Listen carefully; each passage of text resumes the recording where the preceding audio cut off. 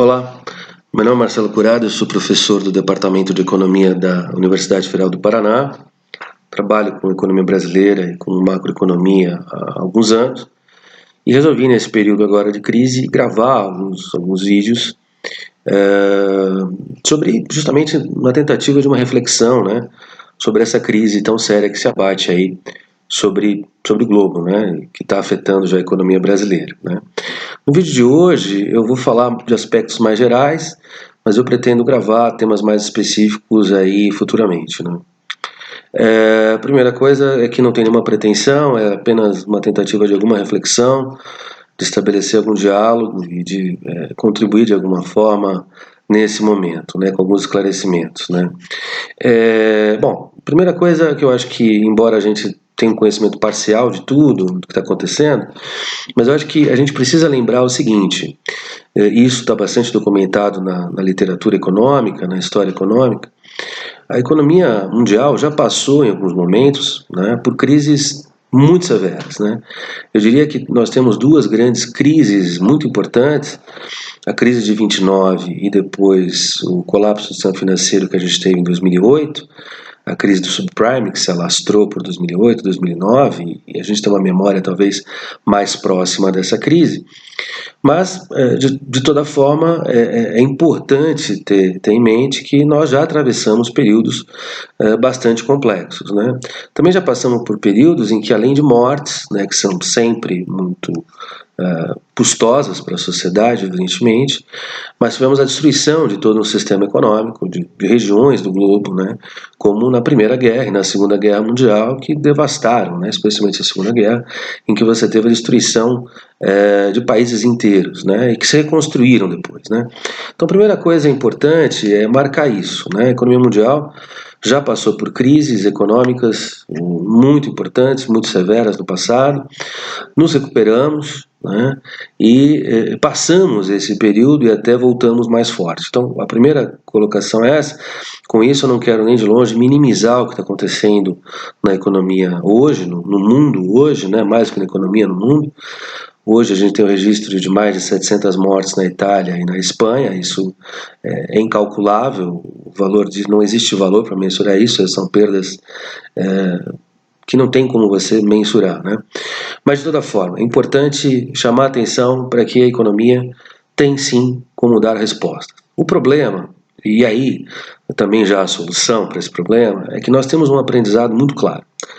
Nesse momento, o mercado não é capaz, as forças de mercado, elas não são capazes de enfrentar completamente o problema, né? de resolver sozinho o problema, né? Quando eu estou pensando em mercado, estou imaginando, se você pensar no Brasil, você imagina o conjunto de pequenos empresários, de trabalhadores informais, de pequenas empresas, né, e até de grandes empresas, que isoladamente elas não têm condição de enfrentar uma crise dessa natureza, né? Então, em momentos passados, como em 29, 2008 e outras crises que aconteceram no mundo, menores do que essas duas, mas um elo de ligação, um ponto de união dessas crises é que a superação da crise passa por uma coordenação e por intervenção do Estado na economia, né?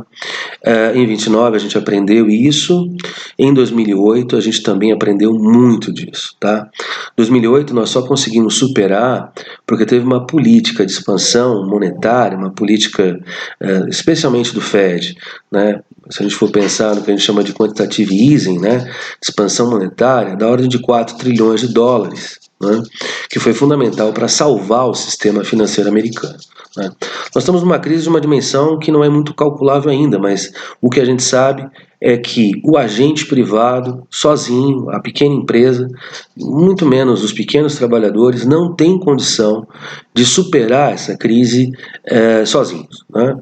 Nos assusta um pouco o fato do governo brasileiro, especialmente o governo federal, que é quem é o líder, deveria ser o líder nesse processo, ter atitudes até agora bastante ruins, bastante frágeis, né? Isso talvez tenha melhorado um pouco agora ontem, né? O Banco Central tomou medidas, sim, importantes, de peso, ampliando liquidez, ampliando a capacidade de empréstimos ao reduzir os compulsórios, e a partir daí, sim, a gente tem um enfrentamento mais real da crise, né? Agora, falta ainda todo um conjunto de políticas, né, de natureza fiscal, de natureza de transferência de renda, que vão ser fundamentais, né? Sem política de transferência de renda, a gente não vai superar esse processo. Nós já fazemos, né, através de programas como o BPC e o Bolsa Família, políticas de transferência de renda. Então a gente já tem, inclusive, a tecnologia, o conhecimento para fazê-las. Vamos ter que ampliá-las, né? Vamos ter que ampliá-las nesse momento. Lógico que isso vai gerar uma pressão, né, sobre as contas públicas. Nós sabemos que o Brasil não tem uma situação fiscal tranquila, mas nesse momento o resultado que caberá afinal disso é uma expansão de dívida pública, né, não tem muita alternativa. O empresário sozinho vai demitir e não tem o que fazer, né? E o que a gente tem que preservar agora é a manutenção de algum nível de renda de uma parcela significativa da população. Eu estou me preocupando aqui especialmente com os mais pobres, com os mais fragilizados, que nesse momento vão depender a sua sobrevivência dessa política de transferência de renda. Ok? Então, eu acho que esse é um aspecto muito importante.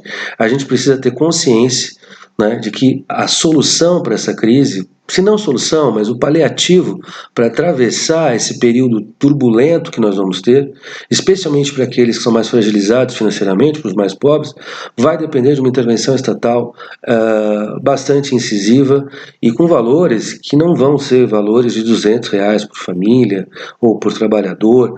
Essa ideia inicial tem que ser deixada de lado e tem que ser construído um programa sério de transferência de renda para que nesse momento você tenha uma proteção social ampliada. Sem isso a gente não vai superar a crise e há um perigo de você ter um colapso, né, do tecido social, de você ter uma piora dessas relações, né? Então assim, nesse primeiro vídeo eu só queria trazer duas ideias. A primeira ideia talvez possa ser vista até como uma questão relativamente otimista, né? Nós já passamos por crises econômicas muito sérias que paralisaram setores ou economias inteiras. Nós já passamos por períodos em que a economia teve que ser reconstruída quase que do nada e nós saímos dessas crises muitas vezes mais fortes. Agora, em todos esses momentos, o mercado sozinho, o indivíduo atomizado, a empresa individual é incapaz de superar essa crise sozinho. Só o Estado, né, tem capacidade de coordenação e da realização dos investimentos e das políticas necessárias para superação desse momento. É claro que políticas individuais são bem-vindas, né? Mas elas são paliativas, né? O importante é essa política mais geral, essa política coordenada pelo Estado, ok? Então é isso, os recados são esses, são apenas algumas reflexões, como eu disse, e na sequência eu vou gravando outros vídeos para atualizar e tentar refletir um pouco sobre o momento que a gente está vivendo, ok? Um abração, é isso aí.